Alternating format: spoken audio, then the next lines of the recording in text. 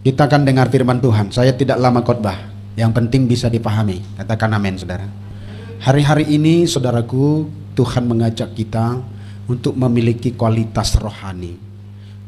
Kualitas rohani itulah harta terbesar kita. Di sementara banyak orang sedang lemah oleh karena situasi, tapi disinilah kita dituntut untuk lebih dewasa dan lebih meningkatkan kualitas rohani kita. Mujizat terbesar adalah pertobatan. Ya, bukan sembuh, bukan ada berkat makan minum, bukan. Itu pemeliharaan Tuhan atas kita. Tetapi kalau orang masih doyan hal rohani, masih doyan berpikir rohani, masih bisa membuka pikirannya melayani, itu dia mujizat. Bagi saya di akhir zaman itu mujizat. Sementara kita tilik ke belahan dunia lain, sudah banyak orang yang tadinya tidak mengenal Tuhan berbalik mengenal Tuhan. Ya. Berbalik mengenal Tuhan. Hal yang paling penting sekarang adalah bagaimana membina kerohanian kita pada tempat yang disebut berkemuliaan. Jadi pribadi-pribadi itu berkemuliaan, ya. Jadi kualitas rohani kita itu betul-betul pada tempat berkemuliaan, tidak remeh, tidak receh. Kalau kemarin kita ada tonton satu tayangan bagaimana menjelang kedatangan Tuhan ini, orang tak boleh lagi beri sedikit pun ruang bagi perkara-perkara remeh. Mana amin ya umat Tuhan? Perkara remeh, soal hati. Manusia ini kan makanya sebetulnya kita nggak ada yang perlu kita banggakan dengan diri kita ini. Kita ini sangat hina, sangat lemah gitu. Satu kata saja yang nggak pas dari orang bisa nggak makan 3 hari. Betapa bodohnya manusia ini sebetulnya. Betapa rapuhnya kita tanpa Tuhan. Betul ya saudara? Pernah saudara lihat ada orang nggak makan 3 hari? Pahit sudah yalang. Holana satu kata yang mungkin dari istrinya atau dari suaminya atau edanya atau mertuanya nggak bisa makan. Nah, lihat betapa bodohnya manusia itu, betapa rapuhnya manusia itu tanpa dibangun dalam kualitas rohani. Orang bisa mencak-mencak, bisa buat WA, bisa buat status yang tajam sinis berhari-hari hanya karena satu kata atau satu sepenggal kalimat dari orang yang gak pas menurut dia. Padahal kalau diteliti lagi kata-kata itu, memang ada benarnya. Yang benar pun tak bisa diterima. Rapuh kali kita saudaraku tanpa Tuhan. Jadi jangan sombong. Rapuh kali. Nggak usah dulu ya. Kita bertengkar sama ketombe pun gak kelar-kelar sampai hari ini. Apa yang mau dibanggakan? Udah ganti sampo, marpangir pakai terpangir, jeruk purut, semualah dicoba. Disiram garam, disiram cuka, ketombe tetap menang. Melawan ketombe pun kau tak mampu. Itu siapa kau sombongkan? Tak ada apa-apanya kita. Mana aminnya saudaraku? Melawan komedo jerawat pun kau tak mampu. Ada buat ini, buat itu, makin diganti bedaknya, makin tambah bercak-bercaknya. Apalah kita ini. Kemuliaan Tuhan yang buat kita berharga. Haleluya. Kok masih ada ya? Kok jerawat aja gak bisa kita lawan? Halo saudaraku. Amin umat Tuhan. Amin. Mana ku manuk pesoto lapo. Sampai keringat aku manuk ijem undang dapokmu. Tapi ijem. Itu sama si bangga honommu. Yang godang holan na Tuhani nama pangalaluata. Haleluya. Jur bakusan. Naing dapot. Halo bakusan. Ida buho kudon. Manuk pisubitaku po. Hijau suamina tung lompat sampai tuh kamar, berak pula di kamar kita, harus ganti spray. Manuk pun tak bisa kau taklukkan. Terus untuk apa sombong? Haleluya. Jadi kita sadari, kalaupun ada kata-kata yang gak pas dari orang, jangan remeh, yang remeh-remeh itu mengganggu kita. Kita bangunlah manusia rohani kita. Amin. Kayak gak percaya saudara, ada orang gak bisa makan 3 hari karena kata istrinya yang nggak pas? Nggak pas menurut dia. Padahal sebenarnya pas. Misalnya dibilang istrinya, "Saya rasa hutan deh, tok ke gula mau don itu tuam." Memang tok ke gula mau don itu tuam hutan. Masa kau tersinggung? Kalau dibilang nggak kenal kau ya, mamakmu dulu toko masnya di kampung. Harusnya kau tersinggung, mana ada toko mas. Memang jual gula mau mamak kita. Harus tersinggung kita 3 hari tak makan gara-gara itu. Betapa bodohnya manusia itu, betapa rapuhnya hatinya, betapa jahatnya hati itu, tidak bisa diajak kompromi. Jadi apa yang paling penting sekarang? Perbaiki kualitas rohani. Dia akan menularkan hal-hal yang baik. Bukankah dari hati yang baik terpancar raut wajah yang berseri-seri?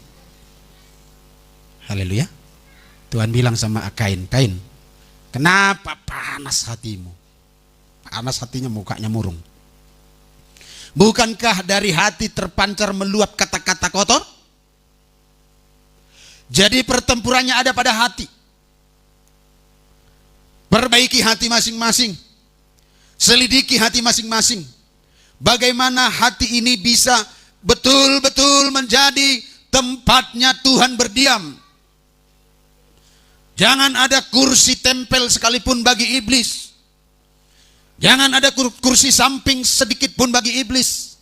Betul-betul mengurus hati ini untuk Tuhan.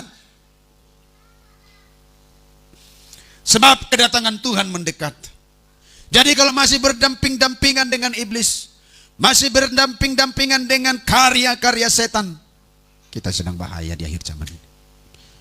Kita sedang bahaya. Mari umat Tuhan, serius. Mari keluarga Allah, sungguh-sungguh fokuskan dirimu kepada apa yang Tuhan taruh dalam hidup kita.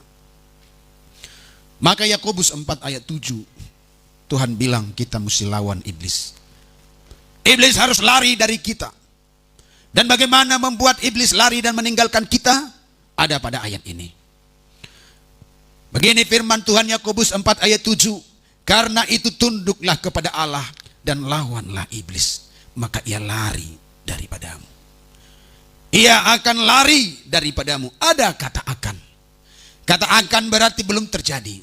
Dia terjadi karena sesuatu yang disebabkan sebelumnya. Apa yang menyebabkan dia lari? Kalau kau lawan dia. Bagaimana cara melawan dia? Kalau kau tunduk pada Tuhan. Mana aminnya umat Tuhan? Saya ulang, ada kata akan. Akan berarti belum terjadi. Dia belum lari daripadamu. Bagaimana supaya dia lari? Kamu harus lawan. Bagaimana supaya kamu melawan dia? Kamu tunduk pada Tuhan. Suara keras menengking-nengking, tidak ditakuti setan. Siapakah saudara di sini yang pernah berprofesi satpam dan sering berteriak-teriak dan saudara pikir kita tempatkan dia pada fungsi khusus untuk menengking setan? Kita latih dia bagaimana suara menggelegar mengusir setan. Dengan bahasa segala macam kita ajari, setan tak takut. Saya bilang, iblis larilah. Dalam nama Yesus larilah. Iblis keluar. Setan keluar. Dia nggak akan lari dengan kuatnya suara. Dia nggak lari dengan kuatnya suara walaupun Tuhan izinkan kita menengking dengan suara keras. Tapi tengkingan yang dahsyat, tengkingan yang berkualitas adalah lahir dari orang yang melawan kepada iblis. Bagaimana melawan iblis? Bagi orang yang tunduk pada Allah, itulah cara satu-satunya melawan iblis dan dia lari daripada kita. Suaramu menggelegar, lebih menggelegar dari singa kah? Iblis tak takut sebab suara dia mengaum lebih lagi. Bukankah firman Tuhan berkata, lihatlah iblis berjalan-jalan kian kemari mengaum-ngaum mencari mangsa. Aum, aum. Lebih kuat aumannya dia daripada saudara menengking-nengking. Jadi cara mengusir setan yang terbaik adalah lawan dia. Cara melawannya dengan jelas Alkitab katakan ayat 7 bagian pertama, tunduk pada Allah.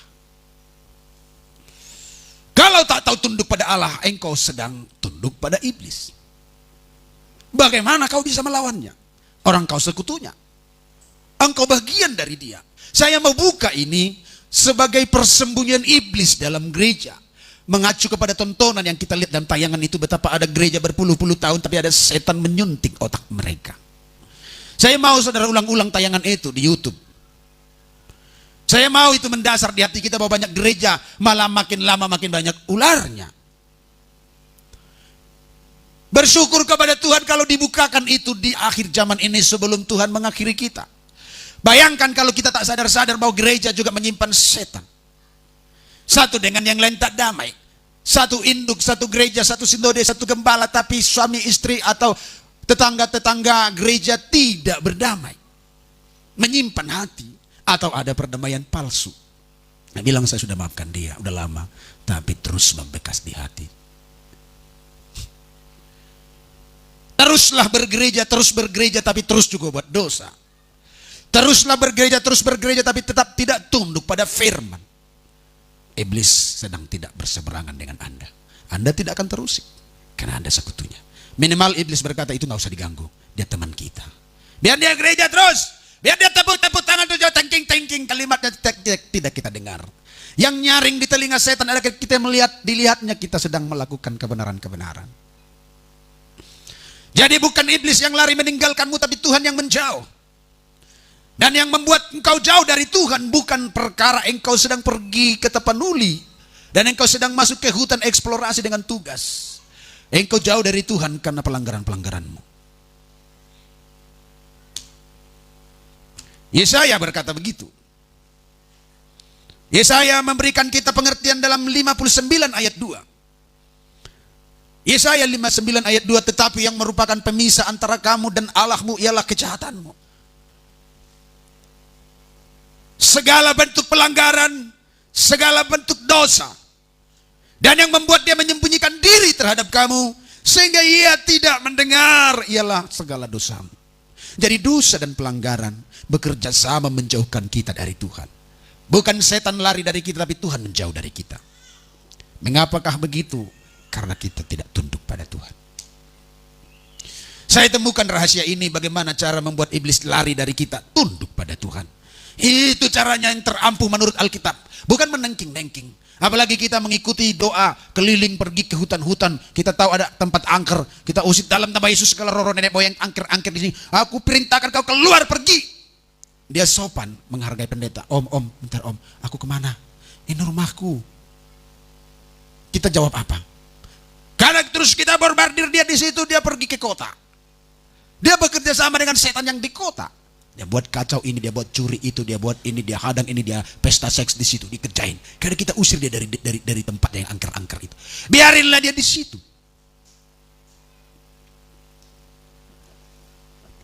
Cara satu-satunya mengusir setan lari dari kita adalah tunduk pada Tuhan. Kalau orang yang di hadapanku ini umat yang kami cintai dan kasihi, yang kami bela-belain, yang kami puja-puja, mahkotaku, tadi-tadiku. Ini semua orang tunduk pada Tuhan. Inilah orang yang melawan Tuhan. Haleluya. Haleluya. Ngunang malu pertiga-tiga sana. Aina so pertiga-tiga. Oh tadi-tadiku manis sayangku ambil ya. Del ya. Jadi bungkus. Tadi-tadiku. Luar biasa do jago ni penjual. Sapi itu di namanya bang. Gawi baru tadi yon. Melitodi. Artinya jemaat itulah yang kami urusi, yang kami doakan, yang kami pikir-pikirkan. Jadi jangan salahkan saya kalau saya tahu tentang kamu semuanya, karena itu yang kami pikir-pikirkan. Haleluya. Buha dohana bagaimana ininya, bagaimana doanya, bagaimana bistonnya, bagaimana anak-anaknya. Kita bolak-balik terus, karena itulah tugas kami. Paulus berkata tanpa menyebut banyak hal, urusanku adalah setiap hari mengurusi umat Tuhan. Kalau orang-orang yang di depanku ini adalah orang-orang yang tunduk pada Tuhan, maka iblis tak ada di antara kita. Dia ada tapi tak berkuasa. Dia berpapasan saja. Dia tertahan oleh semua tameng-tameng rohani yang ada pada kita. Seperti manusia roh Daniel yang jalan-jalan dari kota-kota, dari mana-mana. Bisa bercakap-cakap dengan Roh Kudus. Di mobil ada dia bersama kita. Di jalan kita begitu. Di rumah, di tempat tidur, Di mana-mana dia ada. Dan inilah kualitas rohani yang Tuhan inginkan di akhir zaman ini. Supaya setiap kita semuanya sampai memiliki parakletos pendamping itu nyata di dalam hidup kita. Dialah Immanuel yang tidak meninggalkan kita. Dia menyatu dengan kita tiap hari kepada di mana saja kita bersama dia. Lalu nyupir suamimu. Suamimu nyupir. Istrinya juga nyupir. Nyuci piring maksud saya. Tetap memuji Tuhan. Suaminya nyetir, dia memuji Tuhan. Istrinya nyupir, memuji Tuhan. Bercakap-cakap dengan Tuhan. Inilah yang disebut berhadirat. Enggak lagi kita hanya terbatas pada doa khusus di kamar. Itu wajib. Mana aminnya umat Tuhan? Doa khusus di kamar atau menyendiri itu wajib karena itu perintah Tuhan. Itu bukan sunnah. Tahu sunnah? Dikerjakan oke, enggak dikerjakan enggak apa-apa. Ini wajib, orang mesti buka pintu masuk doa di tempat tersembunyi, maka Bapamu di tempat tersembunyi akan melihat dan memberkati engkau. Tapi bukan semata itu. Keseharian kita di mobil. Maka ketika kita mau memaki orang ketika dia nggak bagus di jalan raya, kita dalam nama Yesus. Karena udah mau keluar yang lain. Amin saudara. Kita ngerem mendadak. Tadi saya juga agak merem mendadak. Kebiasaan saya yang lama muncul. Tapi hampir keluar dia. Dalam nama Yesus ada kemenangan. Itu sedang peperangan roh loh saudara. Kalau enggak memang kumuntahkannya peluru itu satu.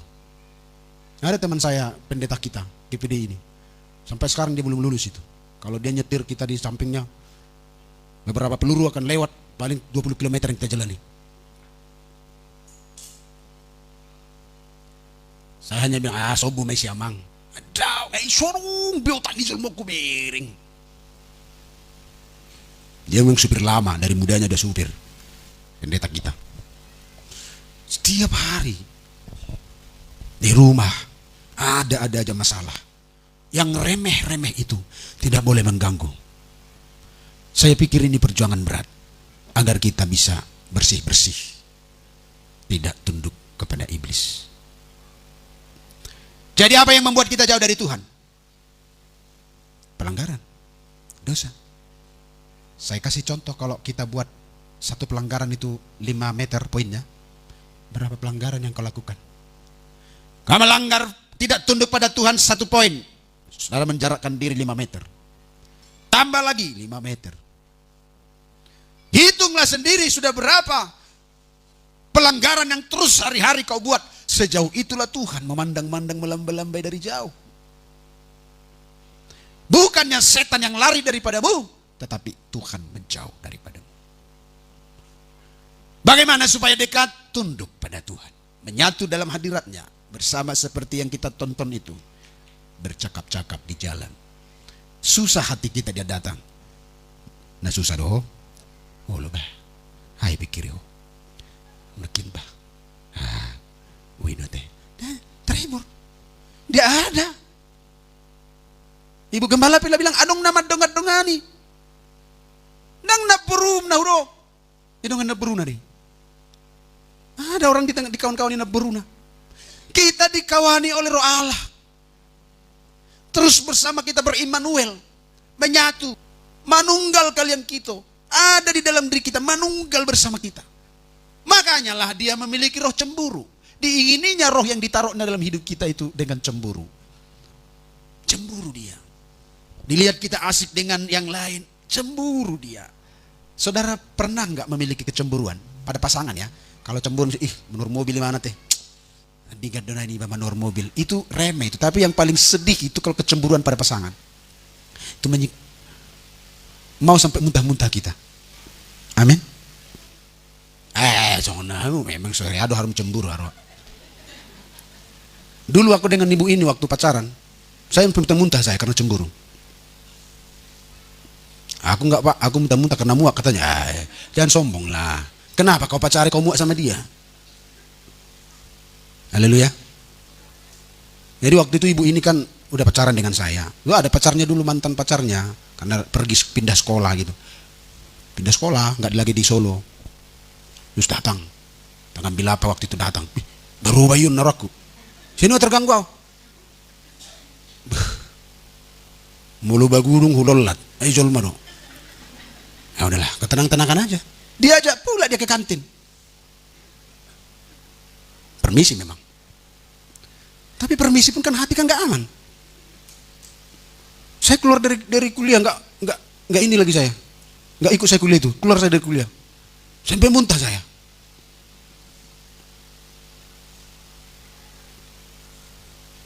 Tuhan bisa kita rasakan roh cemburunya itu loh. Jangan ada yang mendampingi kita kecuali Dia.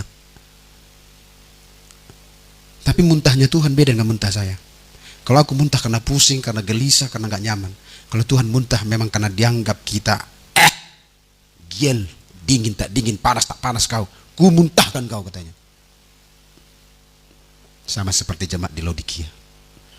Beda memang muntahan kami. Saya muntah saya karena gak nyaman, gelisah. Ya kan? Terus sudah pulanglah dia, baru tenang saya. Bukankah bisa membantu kita mengerti bahwa kalau Tuhan cemburu katanya, diingininya dengan cemburu. Keluarkan dulu ayat itu. Diingininya dengan cemburu. Dicemburui kita. Kalau kita sudah asik dengan pekerjaan, asik dengan konco, asik dengan handphone, asik dengan hobi, gelisah dia. Diingininya dengan cemburu. Roh yang Tuhan taruh di dalam hati kita, diingininya dengan cemburu.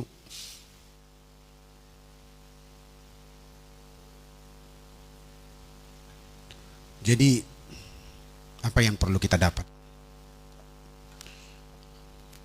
Perhatikan perasaan Tuhan. Janganlah kamu menyangka bahwa kitab suci tanpa alasan berkata, roh yang ditempatkan Allah di dalam diri kita diingininya dengan cemburu. Halo. Amin keluarga Allah. Kalau hati kita udah lebih banyak kepada hal-hal remeh-remeh tadi, asik bercinta dengan dunia ini, menikmati hobi, menikmati pekerjaan, menikmati kenyamanan keluarga dan yang lain, pertemanan, sudah nggak ada hati kita dengan Dia. Nggak bisa ditipu Pak Bu, nggak bisa ditipu. Orang Dia maha tahu, Dia maha perasa yang paling sensitif. Kita mah perasaan kita sudah sensitif, tapi Tuhan 1000 kali lebih sensitif karena Dia adalah perasa yang sempurna. Jadi Dia tahu kalau hati kita bergeser. Diingininya dengan cemburu.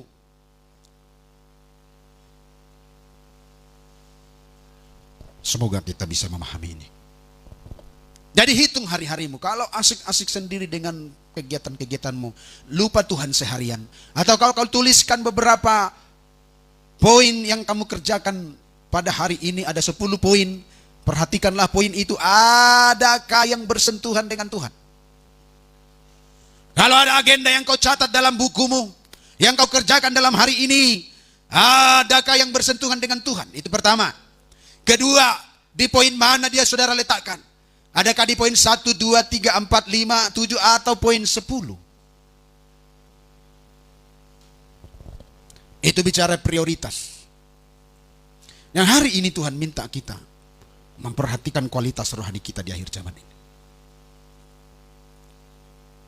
Yang merupakan pemisah antara kamu dengan Allahmu ialah segala kejahatanmu.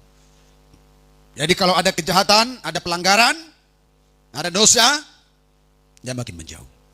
Saya katakan kalau 5 meter jarak dalam 1 poin, makin jauhlah kita. Langgar lagi, tidak tunduk lagi, makin jauh. Tapi masih di gereja Pak? Iya, masih di gereja, masih melayani, masih khotbah seperti saya. Tapi terus diselimuti dosa dan pelanggaran, makin jauh dari Tuhan. Mana bisa Pak melayani? Bisa Pak, Bu. Setahun setelah pelanggaran masih melayani sampai pada matinya. Masih melayani dia. Masih pegang tahta. Mahkota masih ada di kepala. Istana masih diduduki. Masih pimpin perang. Masih bawa pasukan berperang. Dan pada pasukan perang terakhir yang dia pimpin, disitulah kematiannya. Jadi saudara pikir kalau masih bergereja Pak, bukan karena kamu bergereja kamu sudah dekat dengan Tuhan. Jadi mana letaknya Pak, barometernya Pak? Pelanggaranmu ada enggak? Ketundukan pada Tuhan, itu barometernya, itu ukurannya. Makin tunduk pada Tuhan, makin dekat pada Tuhan. Makin tidak tunduk, makin jauh jarak itu. Dan Tuhan menyembunyikan diri dan tidak menjawab doa-doa kita. Saudara sekalian, itu yang penting. Bagaimana tunduk pada Tuhan? Jawabannya jelas. Kita sepadan dengan firman. Semua katakan sepadan dengan firman. Berpadanan dengan firman. Filipi 1:27 bagian A berkata begini. Hanya hendaklah hidupmu berpadanan dengan Injil Kristus. Tuhan bilang hanya hendaklah hidupmu ngolum berpadanan dengan Injil Kristus. Ini yang Tuhan minta. Umat Tuhan, keluarga Allah, dengan siapa hidupmu berpadanan sekarang? Dengan adat istiadat nenek moyang Batak? Iya. Semua ritualnya itu tak ada kau langkahi pun. Kau hidupin itu semua. Tapi begitu firman Tuhan, tak ada kau lakukan. Nah, sodong do ruhu ni habat tahun ini maluas yang ngelum. Mulai san hai tehon. Bahkan karya-karya rohani pun kau adat-adatkan. Baptisan sudah dibuat adatnya. Penyerahan anak sudah dibuat adatnya. Kalau tidak ada kesungguhan keluar, tidak mungkin bisa tunduk. Camkan itu. Dengan siapa saudara berpadanan? Itu lip service. Jonok doa tu Tuhan nih. Tuhan sudah bilang dipuji di pasangap bangsa daw, di pamanganna di bibirna anggorohana daud siana. Jadi kembali ke hati. Saya bilang jangan ada ruang yang lain di situ.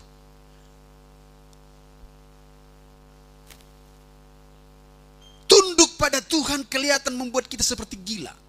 Dan memang harus gila. Saya pikir nggak dianggap gila Abraham. Dapat dukungan pula sama istrinya. Aitiki di jauh Tuhan ko na julu. Ya tu si hodo na didok naik daun. Bahasa uduk ko. Gila nggak? Bukan dia yang gila, itu normalnya tunduk pada Tuhan. Kita yang gila, yang sok atur-atur semuanya dengan pikiran. Maaf nih, bertuhankan pikirannya kita. Kalau nggak cocok yang dikerjain. Ingat ya, Tuhan mengingininya dengan cemburu ya. Sesuatu yang diingini ditempatkan, kalau nanti dia tidak lihat hasil yang benar, gotap marohana dibuat mai. Contoh aku cemburu sama istriku. Dan kalau tidak dia pedulikan kecemburuanku dan tidak dihargai kecemburuanku, bisa suatu waktu aku patah hati. Sai maho. Langsung ku ambil gitar. Sai mai, tutu madalo momi.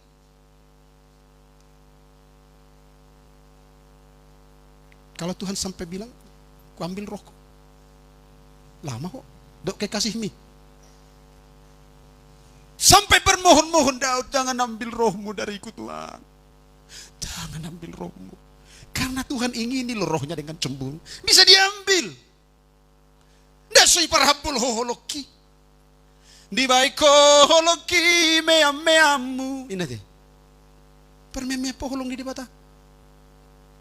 Sepele ho mengemis cinta Tuhan baiko.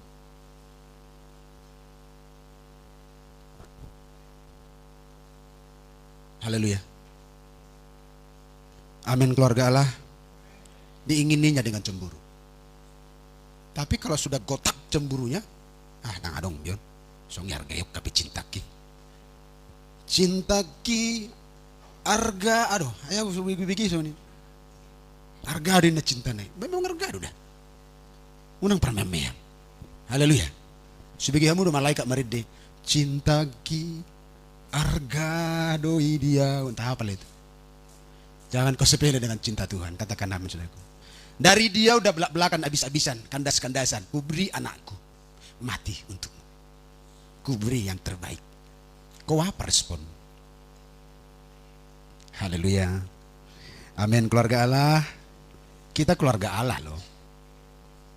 Jangan kau permainkan cinta Tuhan. Tunduk pada dia. Abraham ketika diminta anaknya tunduk. Amin. Ay anak do pejalo. Ngaborati ini dah. Tapi firman Tuhan berkata bahkan nyawa kita pun tidak boleh kita sayangkan. Jangankan nyawa anak kita, nyawa kita pun tak boleh kita sayangkan. Ini kualitas iman yang terbaik yang bisa kutawarkan bagi gereja ini. Jangan pakai yang remeh-remeh ini mengganggu hubunganmu. Aca dan mangako. Aci atete ko bani. Jadi ngapigaman liotang mangan atau luari. Tabay matulog kularin. Haleluya. Jangan yang remeh-remeh. Hubungan suami istri. Dia inata, bojom, basah. May salah makatayaw. Hol na salah do hamunian. Jongjong salah, hudul salah, murup salah. Ang murup salah. Basa merek ko sung manok na peok, na malu sa peok. 2 hari dang boy lukang. Ay salah mo do mamamang. Dokok nun na. Inabit dang boy be. Bisa 5 hari itu baru balik. Ditanya salah tidur. Mana huruk nakin ngayami sandal hono sa jol mamurup salah. Murup salah. Ya kalau mengolah data dan akhirnya salah, ada miss error. Oke lah mengandalkan otak. Mudah bisa salah. Dia sombong lagi. Ada kayak gitu. Sampai 3 hari sengit. Ya ada kamu sengit liang-liang na sengit ko beno duson ibang-ibang na. Asa boy na baru habang. Ayo saya tarik diturun. Baik sengit nanti sengit boleh hami duta dan ada yang berkotong anti sengit na. Itu ada anti sengit kok layang-layang. Kasih anti sengitnya. Baru timbang masih sikit lagi. Jadi yang sengit. Jadi bang bangun pagi gini dia 3 hari. Le ini kan. Oh. Mahua ho. Cik kuku. Ayah apa nih? Salah mudum. Mudum salah. Lagi majahal kitab alam salah namanya. Dengan tu sih. Ayah urusan surga dok neraka bumi. Mudum salah. Engkau nomor tangi yang dah ya salah tiki mahasiswa. Waktu doa saya salah. Saya bersandar ke lemari saya di kampus kami. Berdoa tengah malam. Lah muduk kan sepi bagi. Anggoi ba jelas. Miring. Besoknya saya harus melayani ke Wali Kukun Jawa Timur. Om kata pas kaum muda. Kenapa om? Kayak enggak bebas. Saya malu saya bilang salah tidur. Salah doa. Karena memang saya doa sampai pagi, tapi posisi gini. Amin, begitu kan pagi-pagi bukan amin. Terbangun pagi. Aduh, matilah, tidak bisa. Tidak bisa. Itu sakit itu. Bayangkan tidur pun kita bisa salah, saudaraku. Tapi gagahnya minta ampun, sikit aja dipersalahkan tak bisa. Amin, keluarga Allah. Bangun rohani kita yang terbaik. Ya. Tunduk pada Tuhan. Caranya adalah berpadanan dengan firman. Cocok enggak dengan firman? Yang kau lakukan itu cocok enggak dengan firman? Kalau enggak, itulah kamu tak tunduk pada Tuhan. Harus selaras. Walaupun seperti ada permintaan Tuhan yang aneh bagi dunia. Aneh lah. Karena Tuhan minta anak. Udah satu-satunya. Enggak cocok lah. Tapi harus.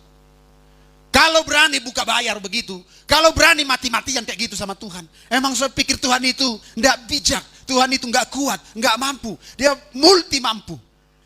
Dia urusin kita. Dan itu yang disebut ekstrim rohani. Ekstrim itu mendasar. Enggak ngambang gitu. Saya bilang tadi kabot, kemuliaan. Mulia, berbobot, berat. Enggak kayak layangan balon gas yang diterbangkan angin kemana terserap meledak di mana, bisa diarahkan. Kalau orang kualitas rohaninya mantap, berbobot dia. Bahasa Ibraninya kabot, kemuliaan, mulia. Jadi kalau kita dicipta dalam kemuliaan Tuhan, semestinya hidup ini terus mulia. Apa yang enggak buat mulia? Ketidaktundukan, berdosa, makin ringan, makin jauh dari Tuhan, dan tidak bisa rasakan Tuhan. Haleluya. Amin, keluarga lah. Jadi apa patokannya? Kehendak Allah. Apa patokannya? Sepadan dengan firman. Nah, hasilnya apa? Kita menjadi dekat dengan Tuhan. Yakobus 4 ayat 8. Ayat 8 berkata begini. Mendekatlah kepada Allah dan Ia akan apa? Mendekat kepadamu. Tahirkanlah tanganmu. Tangan berbicara tentang perbuatan. Hai kamu yang berdosa, dan memang perbuatan bersumber dari hati. Sucikanlah hatimu. Hai kamu yang mendua hati. Mendua hati di sini ada orang-orang yang tidak jelas pertobatannya. Mubang lonong. Kadanglah dia mencintai Tuhan, kadang enggak. Tuhan enggak mau yang mendua hati. Enggak mau Tuhan orang-orang munafik. Kalau Tuhan, Tuhan lah. Mati karena mengikut Tuhan, matilah. Kenapa sudah bela-bela diri saudara?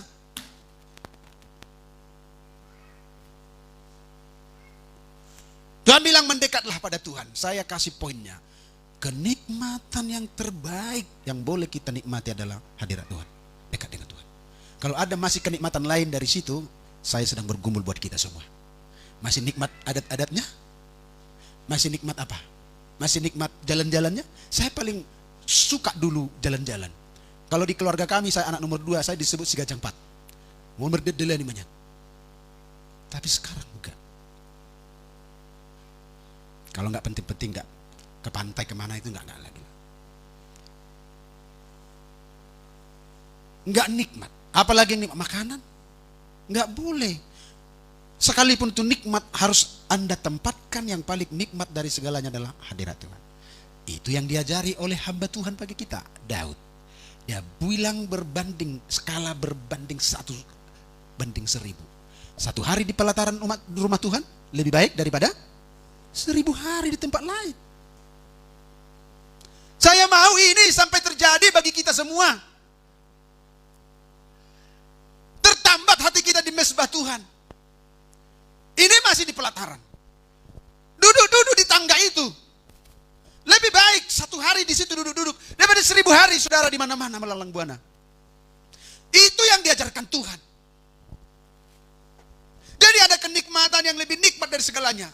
Kita tempatkan kenikmatan dengan Tuhan, itulah nikmat yang lebih nikmat. Kalau itu tidak dapat rasa kosong. Doa, nyembah, nyanyi, bercakap-cakap firman. Jadi menikmati hadirat Tuhan bukan sekedar hanya doa dan meneteskan air mata. Bukan, cakap-cakap firman. Kalau saudara berdua, bapak pelayan berdua berbicara dalam 1 jam. Tapi firman terus yang pas. Nikmat pak. Itu kenikmatannya. Bicara firman terus. Udah jarang orang kayak gitu. Orang ketemu, tarobo. Habis itu ekonomi. Habis itu politik. Habis itu yang lain. Habis itu berantem. Apa malu-malu gini hobo tuh. Firman. Jadi cakap firman. Diskusi firman. Nikmat itu. Coba diskusi sama suami istri di rumah. Firman terus. Dalam hadirannya. Nikmat. Itu seperti perasaan sari yang paling dalam. Intinya. Bisa kita nikmati. Tenang. Daripada pulang dari pantai. Marah birung. Masak-masakon. Luja. Martang yang borngi pedang boybe. Habe luja hu. Toi bodu tiak elok harong na 3 hali.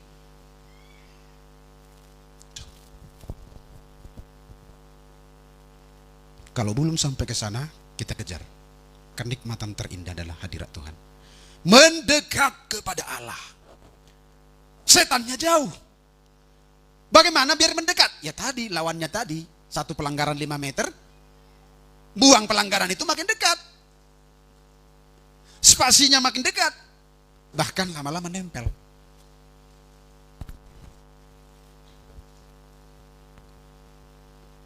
Masih di sini semua, amin? Bang, bereng jam kurang 5 menit dah mulanya seharusnya. Penakin aku palas depe 1 masak depe nakin hai. Jagal biangi. Halo, masih di sini semua? Nikmati hadirat Tuhan, amin? Di gereja ini aduh terlalu dangkal. Di gereja lain 2 jam marjamita. Alis ngono terus-terus nih. Sepatah kira kadik sauti. Bukan kayak saya kok banyak mencak-mencak, kok banyak slow-slow aja. Haleluya. Haleluya. Kalau saya masih mencak-mencak, itu strategi saya. Sina modok, terilala suatu kanggu. Haleluya.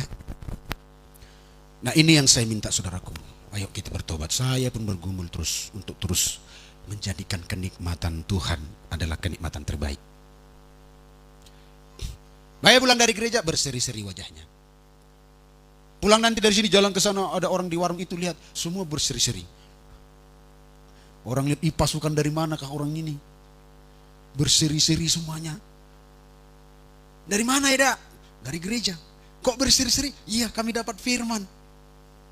Firman yang menghiburkan kami, menegur, menempelak, luar biasa. Oh begitu ya. Bisik-bisik, apa orang ini nggak ada dosa? Apa orang ini nggak ada hutangnya?